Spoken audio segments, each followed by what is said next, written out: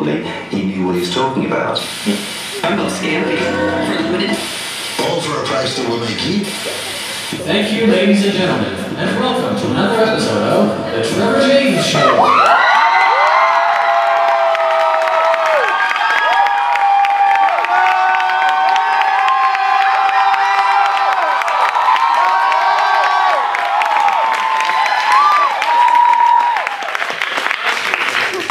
Thank you. The longer you clap, the less time I have to vamp. How you guys doing? Let's see. Good about myself. I'm Trevor. I'm 20 years old. I was born and raised in the Midwestern United States. Anyone else in here from the Midwest? Sorry to hear that. Growing up, believe it or not, I was kind of a weird kid. You know, I was really skinny and shy and socially awkward, and I kind of looked like Harry Potter. Because of these things, I had a bit of trouble making friends and connecting with the other kids. That is, until I was about 9 or 10 years old and discovered that I had a sense of humor. Humor is a beautiful thing, and in my case, I could use it not only as a defense mechanism, but to make other people laugh, giving me a window through which to connect with them as people, and subsequently give and receive friendship. And I've basically done that ever since.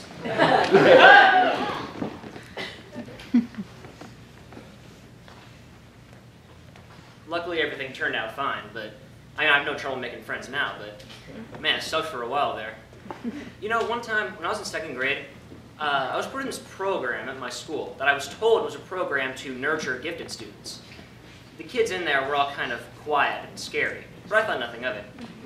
I went for a couple of months before they asked me to stop. It wasn't until several years later that I found out that what I was actually in was a program to aid children that had, quote, severe social problems. I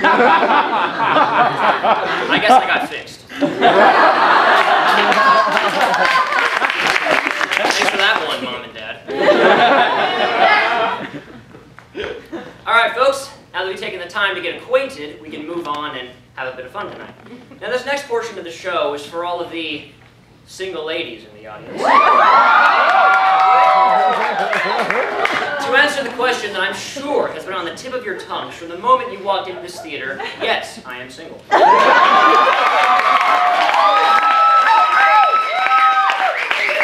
I suppose that I am sufficiently ready to mingle. Now, I understand that it is rather improper to ask one to make a selection on a menu without first tasting a sample. So, I'd like to go ahead and list my most enticing features for the opposite sex, and they are as follows. I am what you could consider a bad boy. Let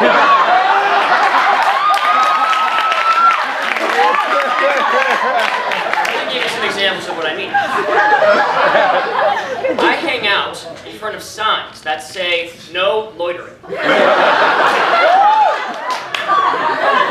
I listen to rock and roll music.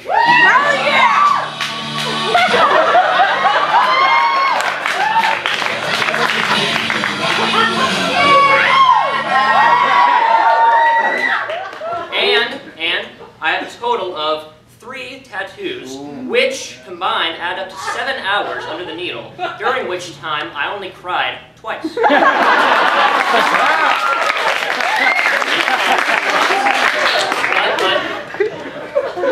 I also have a sensitive side, as illustrated by this poem that I just happen to have in my back pocket.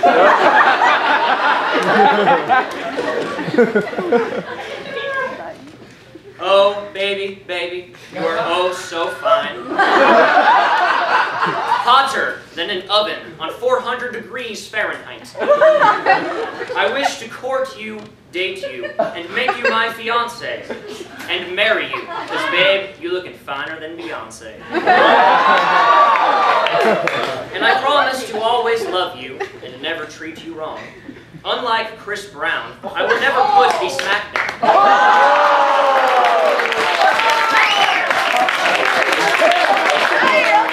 Come on, girl. Let's finish this poem and be gone. Because much like Stacy's mom, you got it going.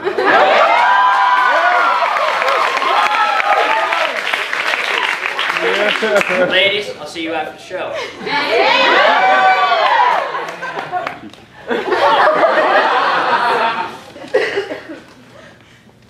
You know, I wish that kind of stuff actually worked. Girls are so confusing, man. I can't figure them out at all. And the thing about them is, no matter how many times you get your heart broken and you say to yourself, that's it, I'm done with women, there always comes along one more girl who is just so beautiful and so perfect that you say to yourself, fuck it, one more try.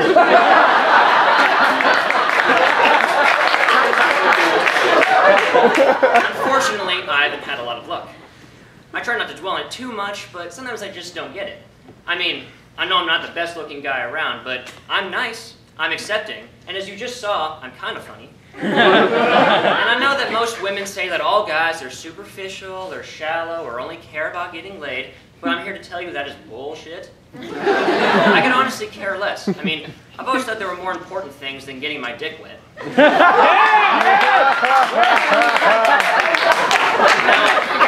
Now, this isn't something...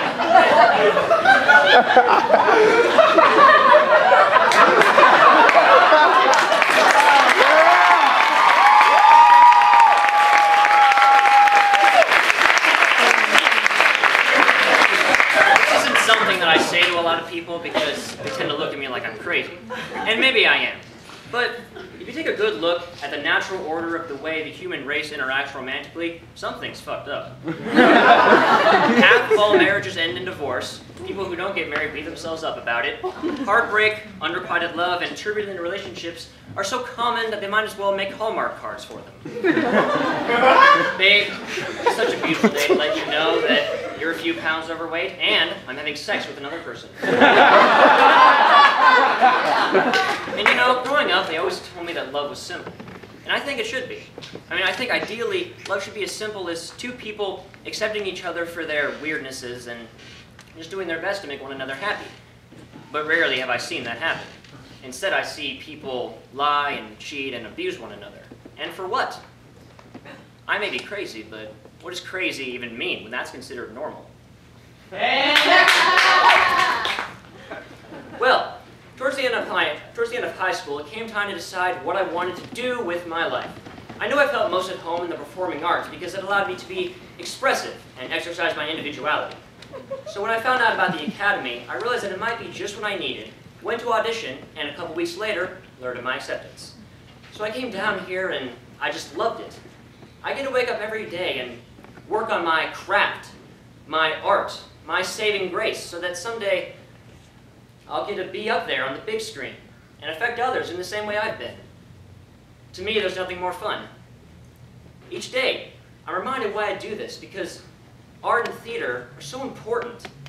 They give you some sort of freedom, some sort of understanding, peace of mind when absolutely nothing else can. Can we stop this? Thanks. Can I be honest with you guys? I'm so tired of this show. When I say I'm tired of this show, I mean, I'm tired of this mask, this facade, this everyday illusion of what I want people to see me as, or maybe what I wish I was. I think we all have our own shows, something we hide behind. Maybe it's because we've grown so accustomed to a world of insincerity and judgment, and it's easier to laugh and smile and go along with things than exposing how you really feel. And that's a shame, because I've always thought that the most universal feelings that exist are the ones that everyone has but are afraid to talk about. Everybody hurts. I can't tell you how often I felt disconnected, hopeless, unlovable, like I didn't belong, that I was a freak, that I'd been given the shape and resemblance of a human being, but a different soul and a different brain that only served to make me feel as though no matter what I did or how hard I worked, I would never be happy or have a normal life. There have been plenty of times when I felt so fucked up, I wanted to put a bullet in my head or jump off my 5-story balcony. And if it wasn't for the friends I have around me, I guarantee you that's what I would have done. But I'm really thankful I didn't now, because I like this. I dig this. I like art and performing and doing something that's a little terrifying, but at the same time cathartic. I guess the conclusion I basically come to is that I can do anything. I could head down the path of loneliness and bitterness and self-destruction because of how I feel. But that being said, I can do anything. We can do anything. We don't have to be discouraged or let down just because some other motherfuckers tried to do it to us. I can do anything. I can be an actor, a comedian, a rock star, president of the United States if I wanted to. The time I've been given on this earth is my time. And if I have the choice to follow my dreams and try to create something worthwhile and spend my time entertaining and trying to inspire others, then why the hell not? And if I may paraphrase one of my favorite song lyrics, it doesn't matter who you are or what you want to be. But I never ever want to just be anybody. And I certainly never want to be nobody. Instead, I want to be somebody. Cut.